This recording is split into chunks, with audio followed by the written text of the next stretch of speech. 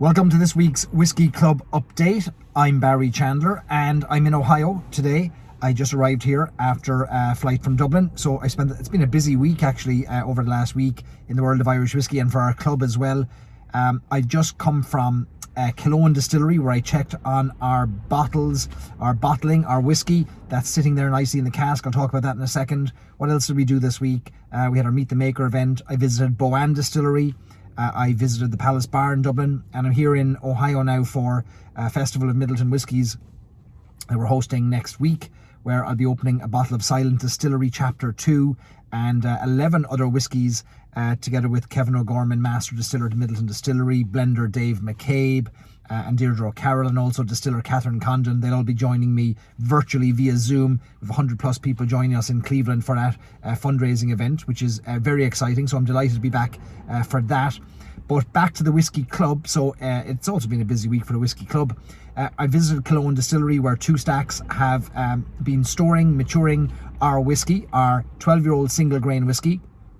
So this week I had a chance to try it, taste it for the first time. First time also meeting Brendan Carty, founder of Cologne Distillery, in person, and Liam Brogan, which was great, from Two Stacks. So tasted the whiskey. The tasting panel consisted of Brendan Carty, Fionnán O'Connor, whiskey historian, pot still whiskey expert, Liam Brogan, and myself. And we cracked open the cask and we sipped, we nosed, we talked, we discussed. We spent a good 45 minutes debating, discussing. We all found similar notes, lovely floral, lavender notes, potpourri notes on the nose, a lovely softness to the whiskey.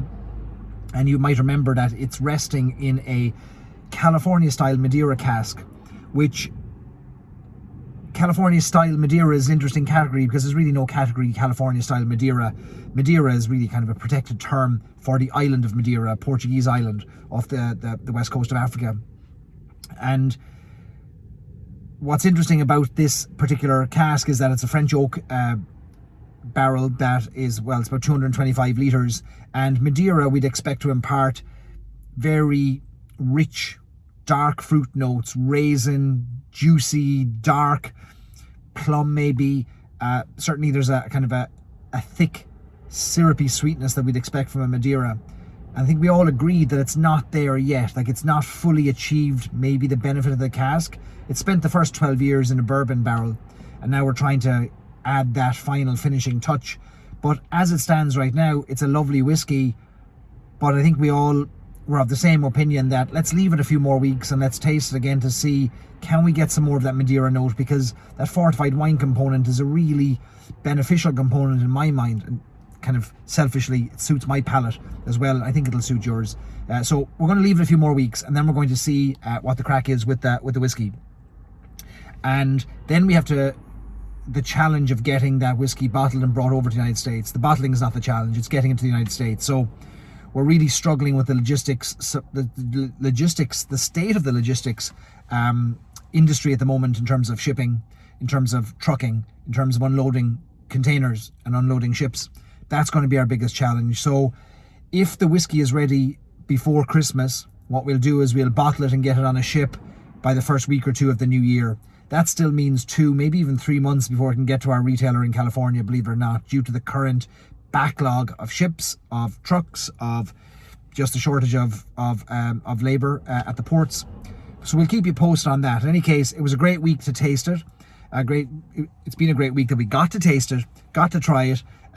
Really happy with the direction it's going, and I wanted to keep going. And I think we'll all benefit from it when it keeps going.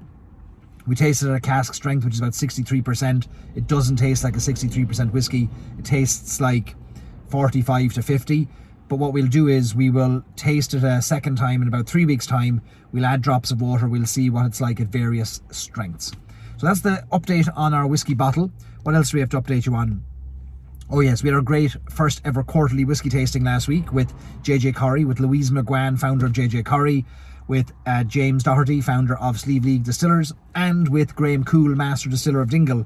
Our first ever event, massive participation from the club. Thank you so much for all your participation, for joining in. What a great night we had. So much learned, so much crack with our guests. And it was great to finally get 3 samples into your hands, taste them together. Really the signature event of the club is these quarterly tastings. So Super exciting. We'll announce our next tasting very soon, but in the meantime, if you missed that first tasting, the replay is available on our website. Just go to storiesandsips.com, hover over the link that says Whiskey Club, and you'll see a drop down. Just choose the quarterly tastings link and you'll see our replay. We also had our Meet the Maker event with Alex Chasko from Master Distiller from Teeling, and Robert Caldwell, Global Ambassador for Teeling. That's also available as a replay on our website as well. What else do I have to update you on? Oh yes, tomorrow, so today is what, Thursday, by the time you see this it'll probably be Friday, maybe even Saturday. We will be adding 2 articles to our Stillhouse section on the website, one on the history of peat in Ireland and the second on the influence of Madeira. So speaking of Madeira and California style Madeira for our bottling, we've got an article all about what Madeira is and its contribution and its relationship with Irish whiskey. So those 2 articles will be added to the website tomorrow, Friday, or at the very latest Saturday. Bit of a moving target with me on the road, but we'll get that done. And that is, I think that's it for the club for the moment. Oh yes, we're working on a few different surprises for early in the new year, and we'll also have an update very soon on the next steps with our club cask, our first ever cask with O'Shaughnessy Distilling. So all of this is in the works. Hopefully you're enjoying the club. I know all of our Copita glasses landed.